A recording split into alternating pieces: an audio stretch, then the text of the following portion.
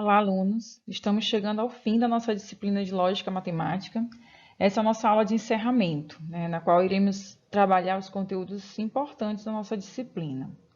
E dentro desses conteúdos, nós iremos ver proposição e conectivos, implicação e equivalência lógica, regras de inferência e método dedutivo, sentenças abertas e quantificadores. As proposições. Bem, o que é uma proposição? Qualquer sentença declarativa que assume um dos dois valores, ou verdade ou falsidade. E essa propriedade desses valores, a gente dá o nome de valor lógico, ou seja, valor lógico é verdade, o valor lógico é falsidade. E eu tenho dois exemplos de proposições de sentenças declarativas, que são proposições. A primeira, Júpiter está a 100 km da Terra. Isso é uma sentença declarativa, uma afirmação. E essa proposição ela recebe valor lógico de falsidade. Recife é a capital de Pernambuco. Também aqui nós estamos declarando isso, uma afirmação. E essa proposição ela recebe valor lógico de verdadeira. É uma proposição verdadeira. Sentenças não declarativas. Que prova fácil. Isso aqui é uma sentença exclamativa. Quantas vezes terei que repetir isso? É uma sentença interrogativa. Então, nós temos aqui a diferença de uma sentença declarativa para uma sentença não declarativa. E as proposições, elas são classificadas em simples ou compostos. As simples, quando eu tenho apenas uma sentença declarativa, Carlos é careca, e o outro exemplo, Pedro é estudante. E aí a gente representa essas proposições por uma letra minúscula, certo? E normalmente é pego a letra da palavra-chave da proposição, tá? Para uma melhor identificação. E aí as proposições compostas são aquelas formadas por duas ou mais proposições simples. E aí identificamos elas por uma letra maiúscula, certo? E aí temos o exemplo, Carlos é careca e Pedro é estudante. Temos duas proposições simples. A primeira é que Carlos é careca e a segunda é que Pedro é estudante. No segundo exemplo, temos também duas proposições simples, Carlos é careca ou Pedro é estudante. Observe que essas proposições estão ligadas aqui por duas palavrinhas que chamamos de conectivos, que nós vamos ver agora no próximo slide. Os conectivos, eles são utilizados para ligar proposições simples e formar proposições compostas. E os conectivos são esse e, ou, não, se, então e se, somente se. E aí eles têm uma classificação, um nome para cada um. O i é uma proposição interligada, duas proposições interligadas pelo conectivo i é chamada de de conjunção, tá? E nós representamos esse conectivo por esse símbolo aqui.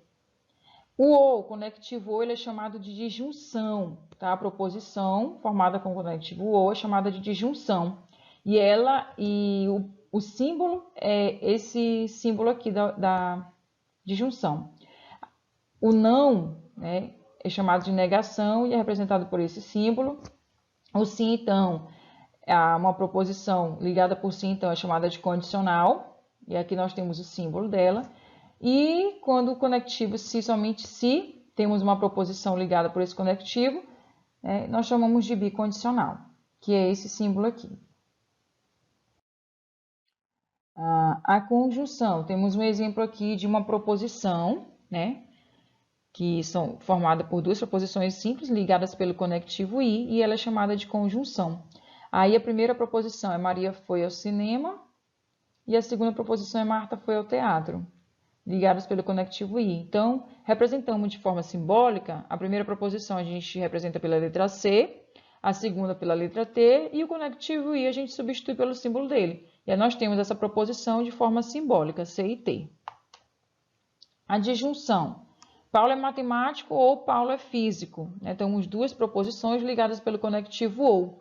E a gente representa a primeira proposição pela letra M e a segunda pela letra F, e substituímos o conectivo ou por este símbolo dele, e aí que nós temos essa proposição de forma simbólica, M ou F. Na condicional, se Alberto é poliglota, então fala várias línguas. Então, temos aqui o conectivo se, então. Alberto é poliglota, a gente representa pela letra P, fala várias línguas pela letra L, e aqui o se, então, a gente substitui pelo símbolo dele. E, representando simbolicamente, nós temos P, então, L. Na bicondicional, ganharás dinheiro se somente se completares o trabalho. Ganharás dinheiro a gente substitui pela letra D, completares o trabalho pela letra T, e o conectivo se somente se a gente substitui pelo símbolo. E aí, representando simbolicamente, nós temos D, se somente se, T. Então, aqui temos proposições representadas de forma simbólica. Bem, aqui nós temos a tabela verdade dos conectivos. A tabela verdade é um dispositivo utilizado para determinar o valor lógico de uma proposição composta a partir dos valores lógicos das proposições simples que a compõem, certo? Então, nós temos aqui duas proposições simples, P e Q, e nós vamos ver os valores lógicos da negação, da conjunção, da disjunção, da condicional e da bicondicional, que são formados pelas proposições compostas formadas por essas proposições simples. A única que não é uma proposição composta é a negação, tá? A negação, eu tenho aqui não P, ela vai ser falsa quando o valor lógico da proposição é verdadeira, e vai ser verdadeira quando o valor lógico da proposição for falsa. Na conjunção P e Q, ela vai ser verdadeira somente quando os valores lógicos de P e Q forem ambos verdadeiros. Olha aqui, ó. Nas demais situações, a conjunção vai ser sempre falsa. A disjunção, ela vai ser falsa somente quando ambos forem falsos, ambas as proposições que a compõem forem falsas. Nas demais situações, a disjunção é verdadeira. A condicional, ela vai ser falsa aqui na segunda linha somente quando o antecedente for verdadeiro e o consequente for falso, que aqui nós temos essa situação somente na segunda linha. E aí ela será falsa condicional. Nas demais linhas, ela é verdadeira. A bicondicional, ela vai ser verdadeira, quando o valor lógico das proposições que a compõem forem verdadeiros. Ou seja, o valor lógico das duas proposições forem, verdadeiros não, tiverem o mesmo valor lógico, tá? Aqui, P e Q na primeira linha tem o mesmo valor lógico, é verdadeiro. Então, a bicondicional é verdadeira aqui. Na última linha, P e Q tem o mesmo valor lógico, que é falso. Então, ela também é verdadeira aqui. Então, somente quando as proposições têm o mesmo valor lógico é que a bicondicional é verdadeira. Nas outras duas situações, ela é falsa, ok?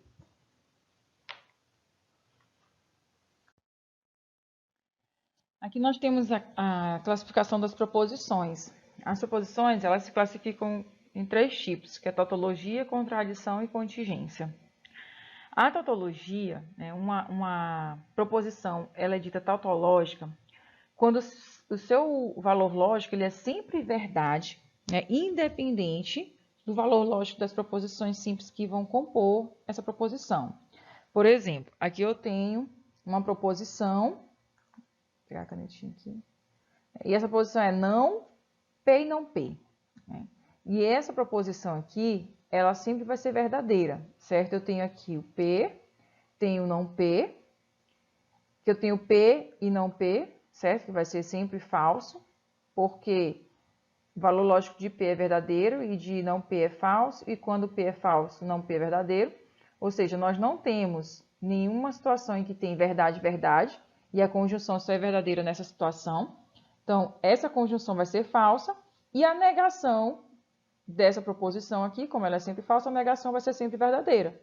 Então, temos que essa proposição aqui, ela é dita que é uma proposição tautológica, porque ela, na tabela verdade, ela vai ser sempre verdadeira.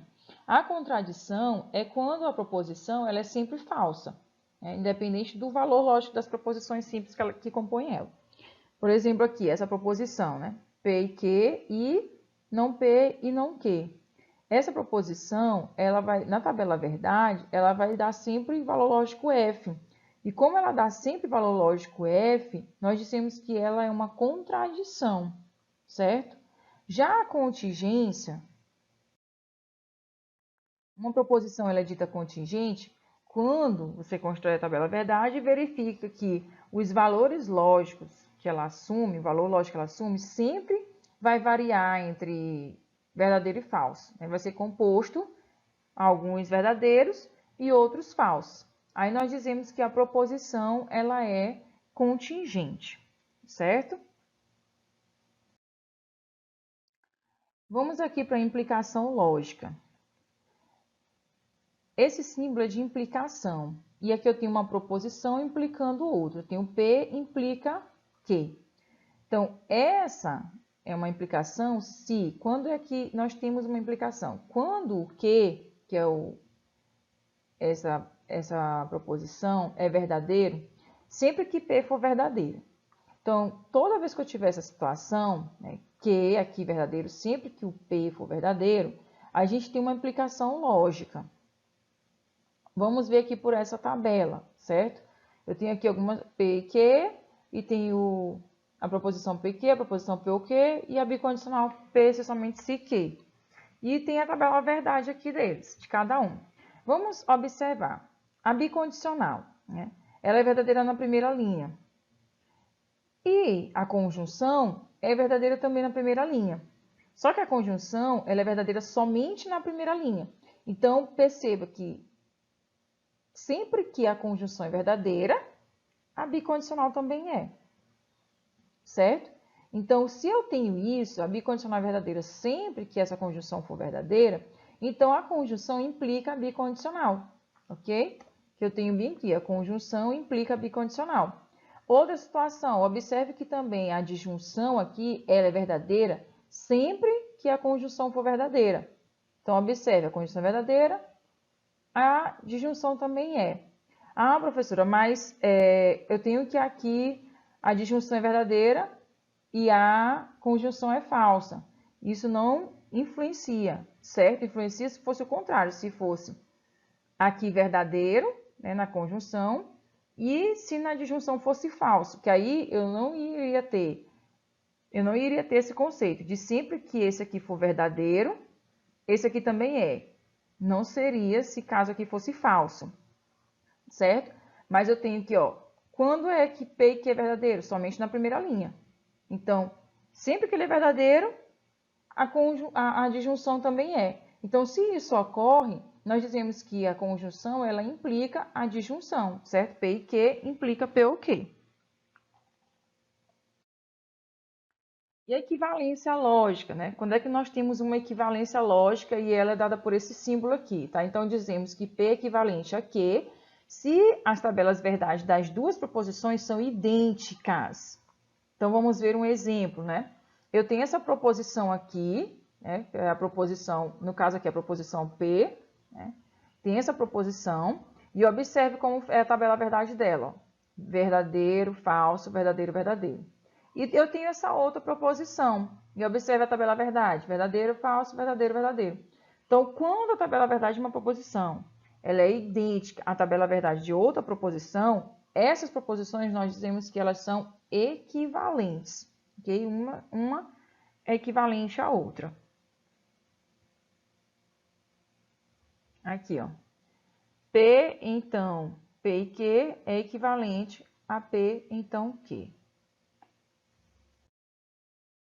Aqui nós temos algumas propriedades dos conectivos, certo? Temos as propriedades dos conectivos na álgebra das proposições. Né? E dessas propriedades aqui, elas são usadas para quê? Elas são usadas para fazer demonstrações, né? Nós podemos fazer verificações, demonstrações de proposições através da tabela verdade, podemos, certo? Mas a gente também pode utilizar o método dedutivo, que a gente vai olhar mais na frente.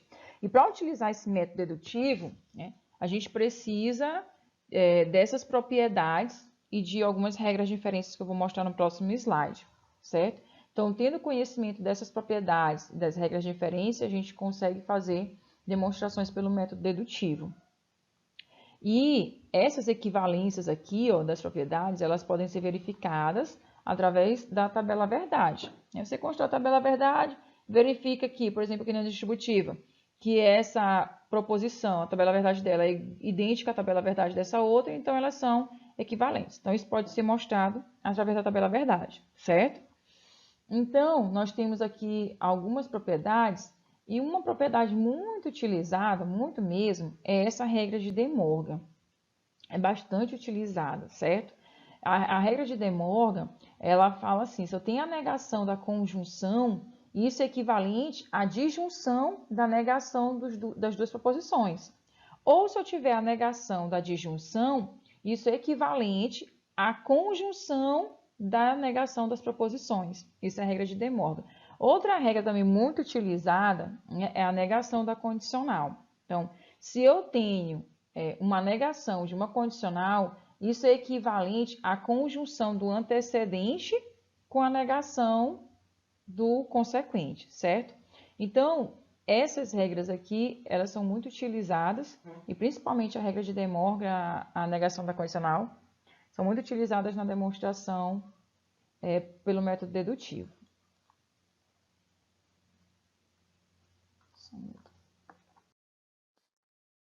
Bem, continuando aqui, agora eu tenho essas regras de inferências, certo? São regras de inferências, também são utilizadas nas demonstrações pelo método dedutivo. E aqui uma regra bastante utilizada é a regra do modus ponens, né? É a regra do modus ponens muito utilizada. Aqui na regra do modus ponens, eu tenho aqui uma conjunção entre uma condicional, né? E o antecedente dessa condicional. Então, isso vai implicar no consequente da condicional, certo? Isso é o modus ponens.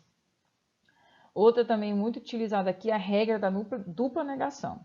Boa parte das demonstrações a gente começa com a regra da dupla negação e utilizamos bastante essa regra, né? Se eu nego duas vezes uma proposição, isso equivale à própria proposição, ok?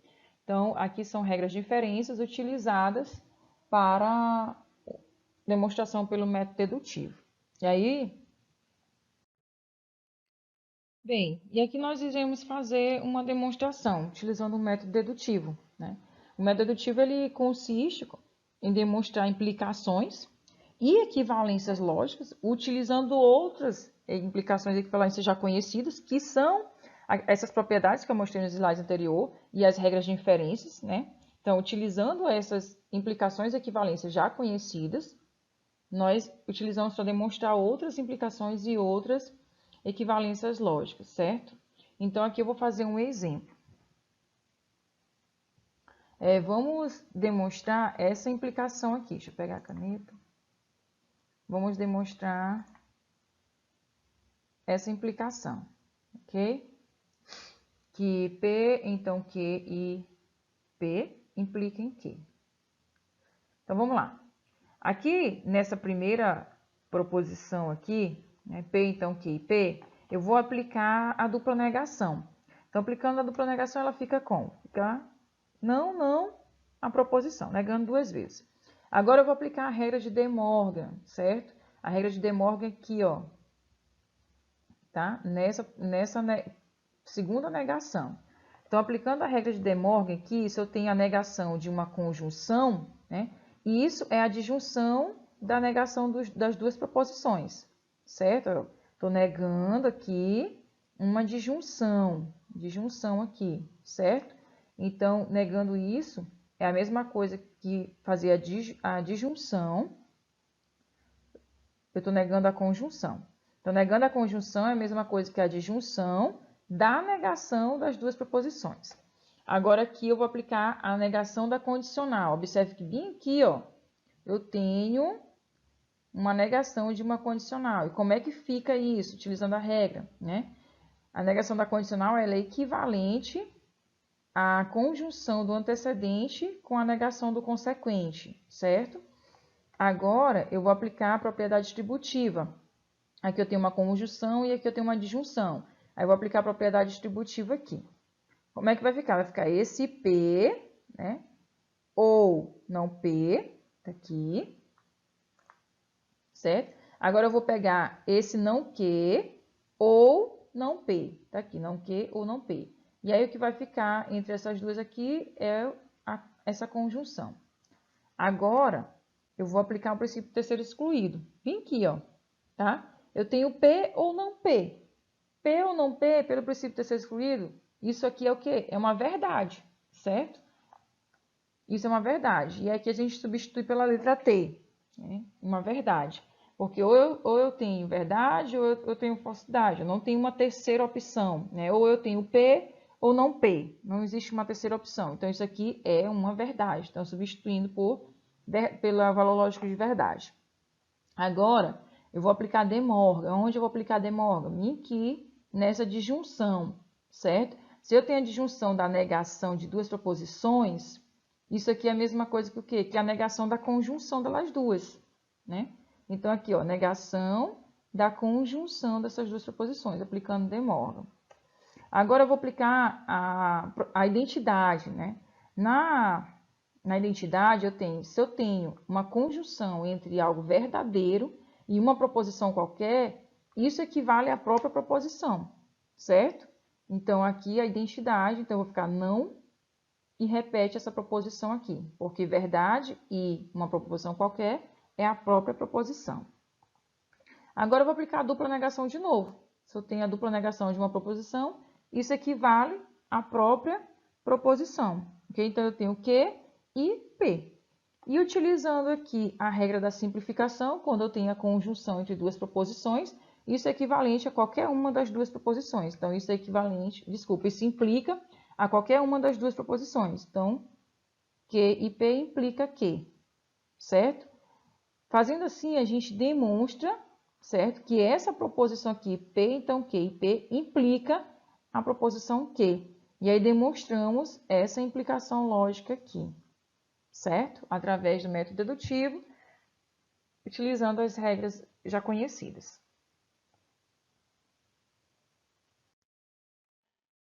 Vimos também na nossa disciplina o conceito de argumentos, né? Eu vou passar aqui bem brevemente, só para a gente relembrar o que é um argumento.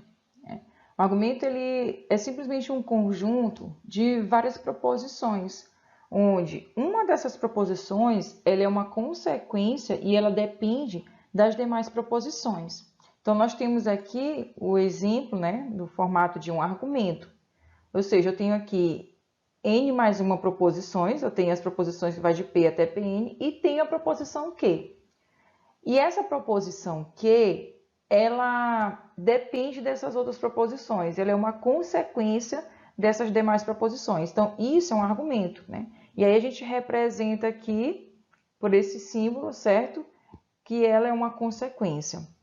E nós temos aqui nesse argumento as proposições de P1 até Pn, elas são chamadas de premissas e o Q ele é chamado de conclusão, certo? Eu tenho aqui essas proposições que são premissas e essa proposição aqui é uma conclusão. Então, esse aqui é o formato de um argumento. E a leitura de um argumento, ele pode ser lido da seguinte forma. Eu digo que as premissas de P1 até Pn, elas acarretam em Q, na minha conclusão. Ou eu posso dizer que Q se deduz das premissas, né? De P1 e até Pn, ok? Então, eu tenho aqui premissa 1, eu tenho uma premissa 2, eu tenho uma premissa 3, então eu tenho uma sequência de premissas que acarretam numa outra premissa que a gente chama de Q. Aí eu vou mostrar para vocês aqui um exemplo. Aqui nós temos o exemplo, né, do argumento. Aqui é um argumento, certo? E nós iremos destrinchar esse argumento e vamos depois mostrar como representa ele simbolicamente. Então, se tivesse dinheiro, iria ao cinema. Se fosse ao cinema, me encontraria com Júlia. Não tenho dinheiro, portanto, não me encontrarei com Júlia. Vamos extrair aqui desse argumento as premissas e a conclusão, certo? Vamos lá. Se tivesse dinheiro, iria ao cinema. Isso é a primeira premissa, ok? Qual é a segunda premissa? Se fosse ao cinema, me encontraria com Júlia. Temos aqui uma segunda... Ah, desculpa, só voltando. Simbolicamente, se tivesse dinheiro e iria ao cinema, a gente representa dessa forma. Se D, então C, ok? E aí nós vamos para a segunda premissa. Se fosse ao cinema, me encontraria com Júlia, né? A segunda premissa e a representação simbólica aqui, se C, então E. A terceira premissa, não tenho dinheiro, certo? E aí, simbolicamente, não D. Portanto, olha aqui a conclusão, portanto, não me encontrarei com Júlia. Então, não me encontrarei com Júlia, certo? É a nossa conclusão. Portanto, então, se essas coisas acontecem, se tivesse dinheiro, ir ao cinema, e esse outro aqui acontece, e essa outra premissa acontece, se tudo isso acontece, então não me encontrarei com Júlia, certo? É a conclusão. E simbolicamente nós temos não é. Então, como esse argumento, certo? Nesse argumento nós temos três premissas, P1, P2 e P3, que acarretam na minha conclusão Q, certo? E aí eu vou representar aqui em termos simbolicamente, né? Que eu já separei cada uma das premissas, então cada uma das premissas eu tenho elas representadas simbolicamente. Aí eu vou substituir aqui no lugar de P1, D, então C, né? E aí I, C, então E, que é a segunda premissa, I, não D, que é a terceira premissa. Isso implica na conclusão, que não é. E, só falando aqui rapidamente para lembrar, a gente tem como verificar a validade de um argumento, certo? A validade de um argumento. Nós temos aqui o quê? Uma implicação, né? E quando é que a implicação ela realmente é válida, né? É quando essa minha proposição que fica aqui, pós-implicação, ela é verdadeira sempre que essa proposição aqui for verdadeira. Então, se o não é for verdadeiro toda vez que essa proposição aqui é formada pelos argumentos, ela for verdadeira, então eu tenho essa implicação. E aí eu tenho como verificar se o meu argumento ele é válido, certo? Agora vamos aqui relembrar um pouco sobre as sentenças abertas, certo? As sentenças abertas, elas são definidas em um conjunto que chamamos de conjunto universo, ok? Quando nós substituímos um elemento do conjunto universo na sentença, ela se torna uma proposição, pois podemos determinar se ela é verdadeira ou falsa. Então, antes de substituir um elemento do conjunto universo em uma sentença, ela não é uma proposição, porque a gente não tem como verificar, se determinar se ela é verdadeira ou se ela é falsa, né? Ou, por exemplo, x é um múltiplo de 3. Não tenho como dizer se isso aqui é verdadeiro ou falso. Por quê? Porque eu não sei quem é x, certo? Se eu não sei quem é x, nós temos aqui uma sentença aberta. Aberta porque eu não tenho, eu posso dar aqui vários valores para x, né? E esses valores, eles vão estar determinados em um conjunto, que eu chamo de conjunto universo. Outro exemplo, ela é professora de matemática. Não tenho como dizer se isso aqui é verdadeiro ou falso, porque eu não sei quem é ela, ok? Então, se eu não tenho como determinar o valor lógico disso aqui, tá? Então nós temos aqui uma sentença aberta. E essa sentença aberta, ela pode se tornar uma proposição a partir do momento que eu substituir um valor para ela ou um valor para x. Aqui, ó, por exemplo, são sentenças abertas em N. Vou dar exemplos de sentenças abertas em N, tá? As seguintes expressões. P de x, né? Representada aqui P de x é a representação de uma sentença, ok? P de x é x mais 1 maior que 0. Isso aqui é uma sentença aberta no conjunto dos números naturais, né? Eu digo aqui que x ele pode ser 1, ele pode ser 1, pode ser 2, pode ser 3, pode ser 4, ok? Então, no momento que eu tenho apenas x mais 1 maior que 0, é uma sentença aberta porque eu não tenho como determinar se ela é verdadeira ou falsa. Mas, se eu substituir um valor do conjunto universo, que é o n, aqui nessa sentença, por exemplo, digamos que eu vou substituir aqui o próprio 1, né? Se eu substituir o x por 1, eu tenho 1 mais 1 maior que 0. 1 mais 1 é 2, é maior que 0, isso é verdade. Então, eu já posso determinar o valor lógico disso aqui. Então, aí sim, eu posso chamar de proposição, a partir do momento que eu substituir o x por um valor do conjunto universo. Ok? Outro exemplo, p de x é igual a x ao quadrado, menos 5x mais 6 igual a 0. Aqui eu tenho uma sentença aberta, porque eu não sei quem é x. Mas, se eu substituir x por qualquer valor do conjunto universo, eu tenho uma proposição. Outro exemplo, x é divisor de 10. Né? Quem é x? Não sei. Então, aqui eu tenho uma sentença aberta nos naturais, tá? E aí, se eu substituir x, por exemplo, por 6, eu vou ter a seguinte proposição. 6 é divisor de 10. Aí eu posso dizer, isso é falso, certo? Eu posso determinar um valor lógico, então eu posso chamar de proposição. Só quando eu substituir o x por um valor do conjunto universo. Então, aqui, vamos analisar o conjunto verdade de uma sentença aberta, né? O conjunto verdade de uma sentença aberta é o conjunto formado por todos os elementos do conjunto universo que torna a sentença verdadeira. E a gente representa por V de P, né? Então, vamos lá. O conjunto verdade em N na sentença aberta X é divisor de 10, né? Nos naturais, que torna isso aqui uma verdade, certo? São os números 1, 2, 5 e 10. Se eu substituir esses valores, né, no lugar de x, eu vou ter que essa sentença, que vai se tornar uma proposição, ela vai ser verdadeira. Então, para todos os valores do conjunto N que torna essa sentença verdadeira, então esses valores formam o conjunto universo, o conjunto verdade da minha sentença, ok? X mais 1 é maior que 8, né? É uma sentença aberta em N. Então, o conjunto verdade vão ser os valores 9, 10, 11, 12, 13. Para todos esses valores, quando eu substituir aqui no lugar de x, o x mais 1 será maior que 8, certo? Vai ser verdadeiro. Então, o conjunto verdade são todos os valores do conjunto universo N, né, que satisfazem essa sentença aqui como verdadeira.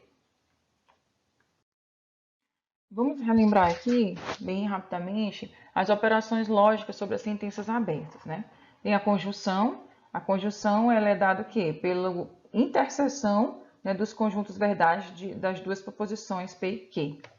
E aí temos a disjunção. Como é que é determinada a disjunção? Pela união dos conjuntos verdades das proposições P e Q. A negação é dado pelo complementar do conjunto verdade de P em relação ao conjunto universo, certo? E a condicional, ela é dada pelo complementar de V de P em relação ao conjunto universo, união com o conjunto verdade de Q. A bicondicional, né? Nós temos aqui a bicondicional, é dada pelo complementar de V de P em relação à união V de Q. Isso é interseção com quem? Com complementar de V de Q em relação a A, união com V de P. Então, nós temos aqui a forma, né, de encontrar o conjunto verdade das operações lógicas, certo? Das operações lógicas de sentenças abertas. Vamos relembrar aqui um pouco dos quantificadores, né? Que são dois, os quantificadores universal e existencial. O quantificador universal ele serve para representar o quê? Aqui representar ou afirmar, né, que o conjunto verdade é igual ao conjunto universo. Ou seja, todos os elementos do conjunto universo, né, formam o conjunto verdade. O símbolo para todo serve para afirmar isso. Por exemplo, eu tenho aqui, para todo N, todo Nzinho pertencente aos naturais, N mais 5 é maior que zero. Ele está dizendo aqui, nessa sentença, ou nessa proposição, porque eu posso afirmar se isso aqui é verdadeiro ou falso, certo? Ele está dizendo aqui nessa proposição que para todo elemento do conjunto universo, essa sentença aqui é verdadeira. É isso que ele afirma, certo? Para todo N disso aqui, isso aqui é válido. Está fazendo a afirmação. E eu posso dizer se essa afirmação ela é verdadeira ou ela é falsa. Por isso que isso aqui é uma proposição, ok? Então, essa afirmação ela é verdadeira. Por quê? Porque o conjunto verdade é igual ao conjunto universo. Porque se eu substituir aqui por 1, por 2, por 3, 4, 5, qualquer número do conjunto dos naturais que eu substituir no lugar de N, N mais 5 vai ser sempre maior que 3. Então, isso aqui é verdadeiro. Essa afirmação dizer que para todo N, todo número pertencente a N, satisfaz essa sentença, isso aqui é uma afirmação verdadeira, certo? Outro exemplo. Aqui, para todo N pertencente aos naturais, N mais 3 é maior que 7. Isso aqui já é uma afirmação falsa, tá bom? Isso aqui é falso. Por quê? Porque o meu conjunto verdade ele vai ser verdadeiro somente para os valores 5, 6, 7, infinitamente. Por exemplo, o valor 4, se eu botar 4 mais 3, 4 mais 3 é 7. E aqui ele está afirmando que é maior que 7. Então, se eu consigo quebrar aqui, mostrar que é falso para um valor, ele já não é verdadeiro para todos os elementos dos naturais, certo? Então, meu conjunto verdade, ele não é igual ao conjunto dos naturais, é diferente. Então, se é diferente, então essa afirmação é falsa, ou seja, nem para todo, né? Só para alguns, nem para todo N, isso aqui vai ser verdadeiro. O codificador existencial, representado por esse símbolo aqui, certo? Quando o meu V de P, ele é diferente do vazio. Então, ele vai servir, o codificador existencial, para afirmar isso, certo? Que o meu V de P é diferente do vazio, que é o meu conjunto verdade. Por exemplo, aqui nessa proposição, ele está afirmando o seguinte, que existe um N pertencente aos naturais. Se ele está dizendo existe um N, significa que existe pelo menos um número dos naturais, ou seja, o meu conjunto verdade é diferente do vazio, ok? É isso que ele está querendo dizer. Então, existe um N pertencente aos naturais, tal que N mais 4 é menor que 8. Se realmente existir pelo menos um número dos conjuntos naturais que satisfaça essa sentença como verdadeira, então essa proposição toda é verdadeira, ok? Então, ó, isso aqui é verdadeiro. Por quê? Porque o meu conjunto verdade, ele vai ser representado,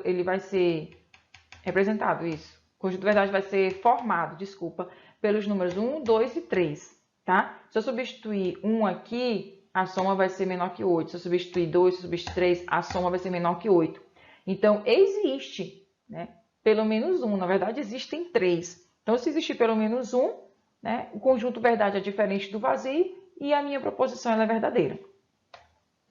Aqui, existe N pertencente aos naturais, tal que N mais 5 é menor que 3. Então, ele está dizendo que existe pelo menos um número pertencente ao conjunto de naturais que satisfaça essa sentença. Ele está afirmando. E isso aqui é falso, tá? Porque o meu conjunto verdade vai ser igual ao vazio. Ou seja, não existe nenhum elemento do conjunto dos naturais que satisfaça essa sentença. Okay? Qualquer número que eu substituir aqui, sempre N mais 5 vai ser maior que 3. Então, isso aqui é falso. Bem, para finalizar aqui a nossa revisão, certo? Vou falar só resumidamente aqui sobre a negação dos quantificadores, certo?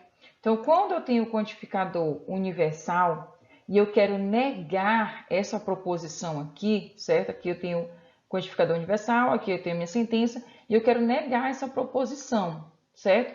Para negar essa proposição, basta eu trocar o quantificador universal pelo quantificador existencial, ok? E negar a minha sentença.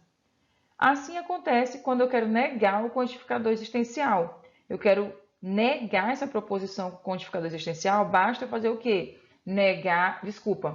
Trocar o quantificador existencial pelo quantificador universal e negar a minha sentença, ok? Então, basta fazer essa troca de quantificadores, negando a sentença, eu estou fazendo a negação dos quantificadores, ok? Finalizo aqui a nossa revisão. Espero que a nossa disciplina tenha sido proveitosa para todos, né? Desejo a todos um bom curso.